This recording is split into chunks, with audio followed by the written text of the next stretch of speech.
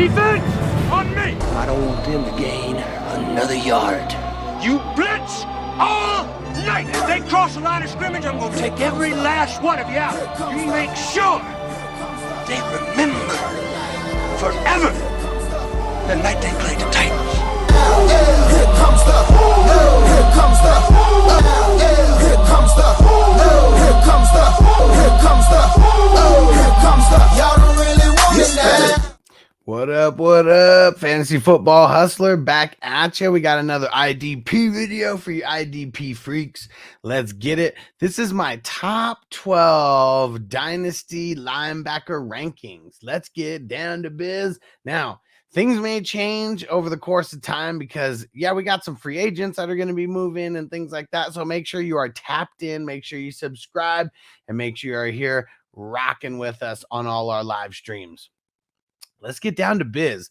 My number 12 linebacker, if he didn't get hurt, he would be in the top 3, like no question about it. But Jordan Brooks, we don't know if he's going to play in 2023 or how many games he's going to play, but this dude is so solid that he still had to crack my top 12 because he still deserves to get drafted inside the top 12, whether he plays in 2023 or not. He is just that damn good.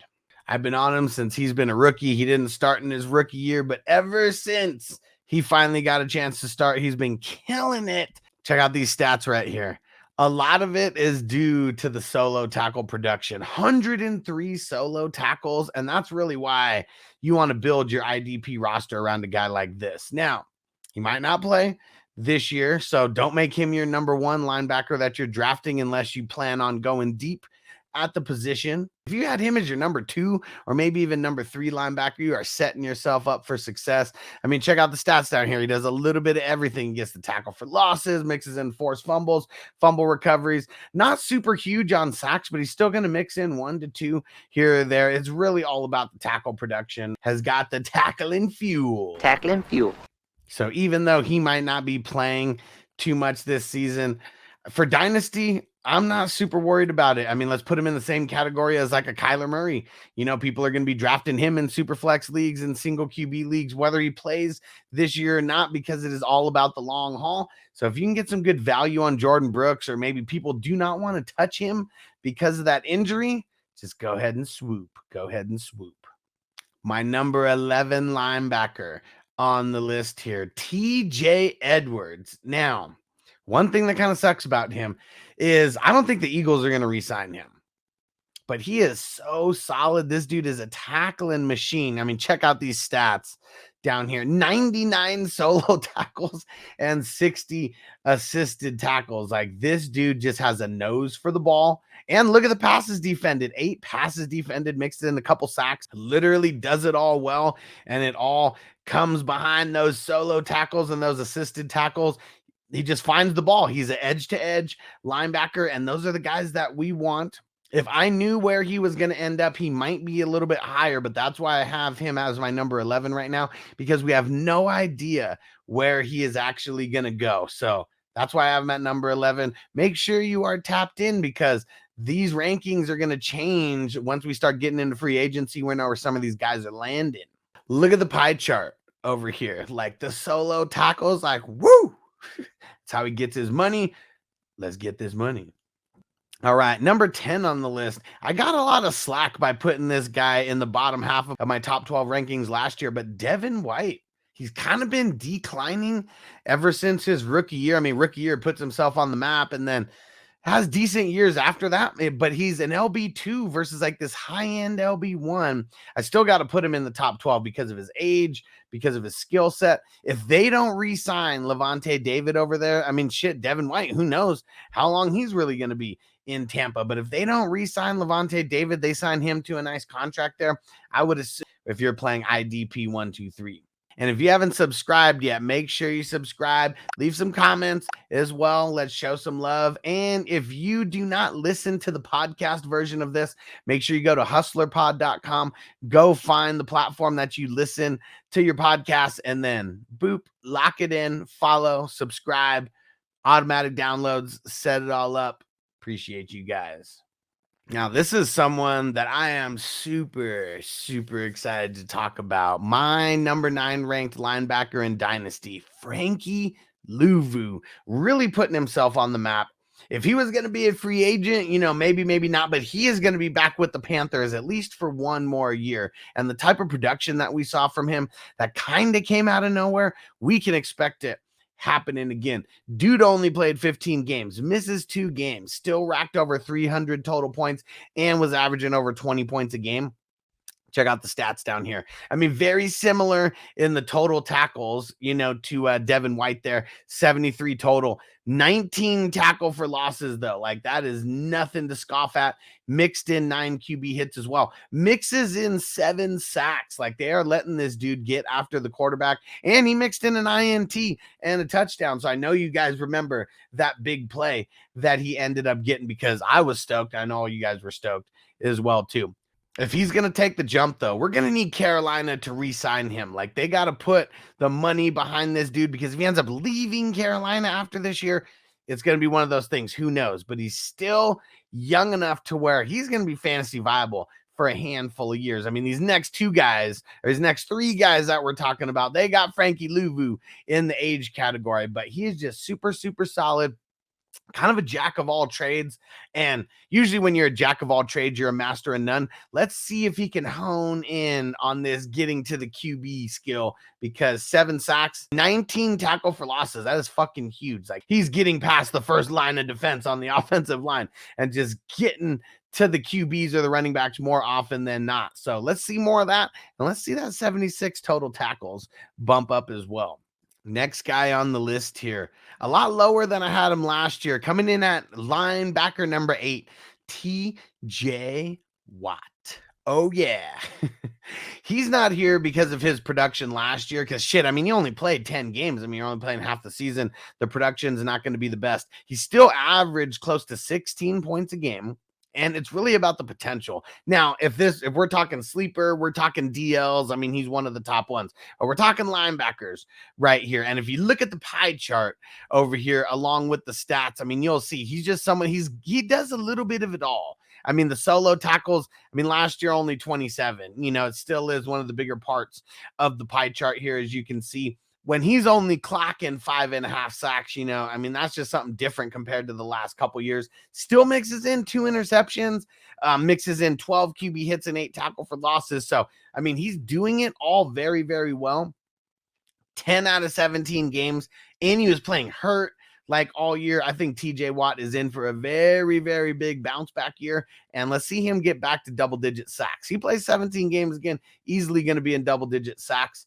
He's the heart and soul of that defense, and when he's not 100%, the defense declines. I'm excited to see TJ Watt get back to form this year. Let's see if he can stay healthy, because he is getting a little bit up there in age, but still love him. Still number 8. Dude's a boss. As we mosey on down the road here, I'm coming to my linebacker 7, and he's an oldie but a goodie. Bobby Wagner. Oh, yeah. He was in my top 12 last year. Doesn't matter if it's Dynasty. Doesn't matter if he's over 30.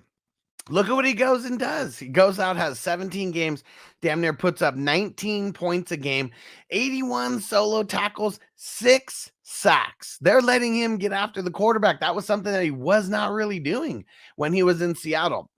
Mixes in 2 interceptions as well. 10 tackle for losses and 10 QB hits. This dude was living behind the line of scrimmage. We love it. If somehow he's not on the Rams, I don't know why. I mean, they signed him to like a 5-year deal or whatever. Like, they better keep him. They better not trade him. And if the offense is kind of just so like it was this year, that's going to mean more good things for Bobby as well. Look at the pie chart, man. I mean, he is just living off of those solo tackles. But then look, over 10% on the sacks. I think that he can definitely do that again. I mean, 6 sacks. I mean, assuming that Aaron Donald comes back and their line kind of stays the way that it was. He's just someone who was just coming right through the middle of the line, right after the quarterback. We saw it multiple times throughout the year. Bobby Wagner, oldie but a goodie, still in my top 12 for Dynasty, because we are trying to win championships this year, right? We're not just building for 3-4 years down the road. Bobby's going to be here for a couple more years. That is for sure. He showed he did not skip a beat this year. All right. I know that when it comes to Dynasty, like we expect people to be coming with the guys who are 22, 23, but it's not just those guys. Guys like CJ Mosley, who is my number 6 linebacker. He's cracking the list again. He doesn't have the mileage that a normal 30-year-old does. I mean, he skips the COVID year after tearing his ACL. And then what does he do? He comes back and kills it. This is 2 years in a row that he is killing it in that Jets defense. I mean, look at the stats here. The stats don't lie. 99 solo tackles, and you're mixing it in with 59 assisted tackles. Like boss hog. He doesn't really get behind the line of scrimmage too much. Only 5 tackle for losses, 3 QB hits. He mixed in 1 sack, mixes in interception, but he does get out there in coverage. 7 passes defended, and that is 3 points in the IDP 1-2-3 scoring format. And as much as he is just like the cog in the middle of the field there, we're not going nowhere like off of him. He has got multiple years of this kind of production left. And especially if he stays in a defense like the New York Jets and the way that they've been using them, like CJ Mosley, you are the man. You are the man.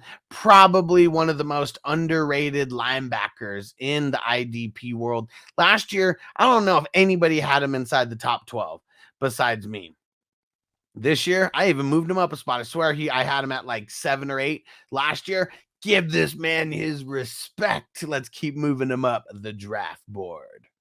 We made it to the top 5, and I'm super excited to mention Patrick Queen as my number 5 Dynasty linebacker. I've been on Patrick Queen ever since he's been a rookie, and I've been telling you guys, get ready. The 3rd-year breakout is coming. And there was so many of these goofy fanalists who were like, oh, Roquan Smith came over to Baltimore, like Patrick Queen's going to disappear. No, he is not. That actually made him better because teams are going to be scheming against Roquan, and then he's the guy who comes up with a bunch of the tackles and a bunch of the big plays.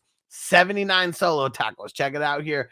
38 assisted, 14 QB hits, 9 tackle for losses, mixes in a forced fumble, a couple fumble recoveries. How about the 2 big INTs? Like we saw some of those putting on his athletic display for those and mixing in 5 sacks. Like, yeah, come on, man. Patrick Queen, he is the man. Put some respect on his name because he is a killer. We made it to the top 4.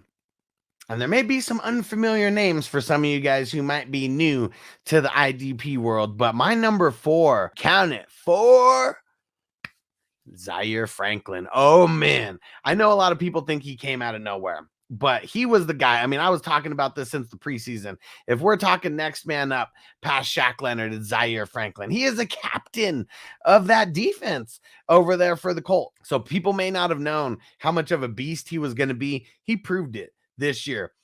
I mean, check this out right here. 102 solo tackles. Like that is boss hog right there. 65 assisted tackles. You mix in 3 sacks. I mean, he's not someone who's getting behind the line of scrimmage too much. Still had 12 tackle for losses though. I mean, he is in the right place at the right time. They get him out there in coverage. 6 passes defended on the season, mixed in a couple forced fumbles as well. This is that dude, man. This is that dude. He did not come off the field. He played damn near 100% of snaps all 17 games. If you picked him up as like a waiver wire guy in redraft, like he could have been one of the reasons why you made it to the championship or potentially even won. I mean, in some of these dynasty leagues that I was in, even these hustler dynasty leagues, no one really know who Zier Franklin was because the last couple years he's been whatever. Now, finally puts himself on the map. And as far as dynasty goes, I mean, he's 26 years old right now. I still got him as my number 4 linebacker because he's got years and years of this production to come. I mean, look at the pie chart over here. Almost 60% of his points are coming from the solo tackles. Like that is very, very elite. I'm going to double down on guys like Zier Franklin this year because he is too cool for school, baby. This dude is the fucking man. We made it to the top 3, baby. We made it to the top 3. And this guy, potentially because of his age, he might be the number 1 on a lot of people's lists. He's 22 years old right now. And this dude, he came out swinging. We knew about Nick Bolton 2 years ago when he was coming out. But 2022, he really took the step forward that showed everyone that he is not fucking around. Like he is one of the best linebackers that the Kansas City Chiefs have ever fucking drafted. Like, he has a nose for the ball like no other. I mean, look at these stats right here. 108 solo tackles, 72 assisted tackles. Like, this is insane. Like, look at the pie chart, like over here. 62% came from his solo tackles. Damn near 21% of his production has come from the assisted tackles. Like, this is just insane. I mean, the QB hits, he mixes in 6 QB hits, he mixes in 9 tackle for losses, 2 sacks, 2 interceptions. So he has a couple big plays, you know, in him. But the amount of work that he put in holding down the running backs this year, it needs to be said, he might be the best young linebacker in the NFL right now. For Dynasty, I got him as number 3 because I got 2 guys above him. He might be ready to take the step this year, but there's 2 guys who are just a little bit, I'm putting a little bit above him, that we cannot disrespect them like at all because they have not stopped in production. Nick Bolton, if you get him on your Dynasty team, you're going to be stoked. 22 years old right now, so he's going to be turned 23 in 2023. Insane. He is going to be a solid piece of your IDP core for years and years to come. He barely came off the field. We're talking 17 games, 98% of snaps, 108 solo tackles, and 72 assisted tackles. Like, just that right there, that shows you how much he was all over the running backs' asses. Pause. I'm ready. You guys ready? My number 2. Dynasty linebacker. He was number 1 last year. I got to downgrade him just a tiny little bit because someone earned the respect over him. But there is no disrespecting Roquan Smith. Like, this dude has been a savage ever since he came into the league at 20 years old. Give this man his respect. He goes from the Bears over to Baltimore. He had 1 game where it seemed like he was learning the system and kind of finding his way. Outside of that, he killed it like every single game of the year. I mean, look at these stats, man. 103 solo tackles, 66 assisted tackles. He's not getting behind the line of scrimmage, you know, all that much. I mean, 11 tackle for losses, 4 QB hits. I mean, we see better, you know, than that. But 4.5 sacks, though, and the 3 interceptions. And I know you guys remember that one where he fully jumps out, snatching it down, just putting the athleticism on display. He's definitely not a jack of all trades, master of none. He does everything really, really good, especially getting out there in coverage. They don't necessarily have him rushing the QB too much, but when he does it, he's fucking amazing at it. And I'll tell you the thing that he is really, really amazing at, and that is holding down whatever running back he is going against. Very similar production to Nick Bolton here. 57% in the solo tackles, and 18% of his points came from the assisted tackles as well. This guy's just got Bobby Boucher tackling fuel written all over him. And if you get Roquan Smith like on your squad for Dynasty, you should be very, very happy. We made it, everybody. Before we get out of here and before I mention the number 1, I got to remind you guys, hit that subscribe button. If you made it all the way to the end of the video and you haven't hit the like and subscribe, shame on you. Do it right now. We're not messing around. But just kidding, guys.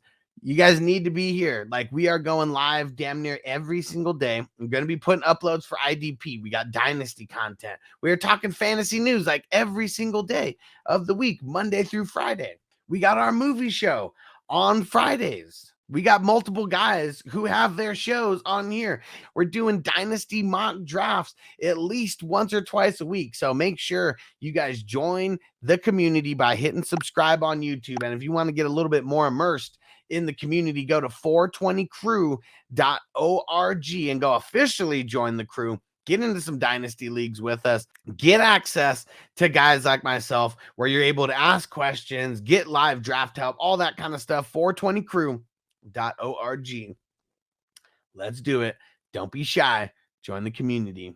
Now, my number 1 Dynasty linebacker. It is very, very weird that every single list that I see does not have him number 1 or 2. He only finished as the top scoring IDP player the last 2 years in a row. He only led the NFL in solo tackles like this year. Let's put some motherfucking respect on Foy Olakun's name. Come on, man.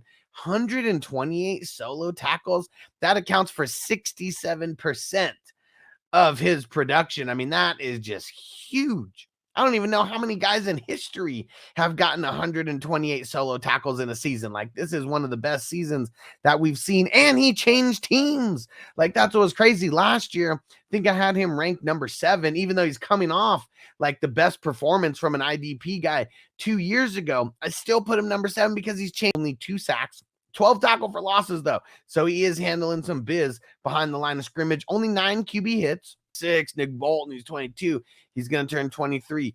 He's 27 years old right now. He's turning 28. We'll be fucking stoked. I appreciate you guys rocking with us. I'm going to say subscribe again one time. Going to remind you guys, go to hustlerpod.com. Go find whatever platform you listen to your podcast on. Subscribe. Hit the downloads, set up the automatic downloads, guys. We really appreciate you. And then go leave a 5-star review on Apple Podcasts. Go leave a 5-star rating on Spotify. Show some love. I appreciate you guys. We're going to be doing this exact same thing for the DBs and for the DLs very soon here. Appreciate you. I will see you next video. Peace out. Defense on me. I don't want them to gain another yard. You blitz all night. If they cross the line of scrimmage, I'm going to take every last one of you out. You make sure they remember forever the night they played the Titans.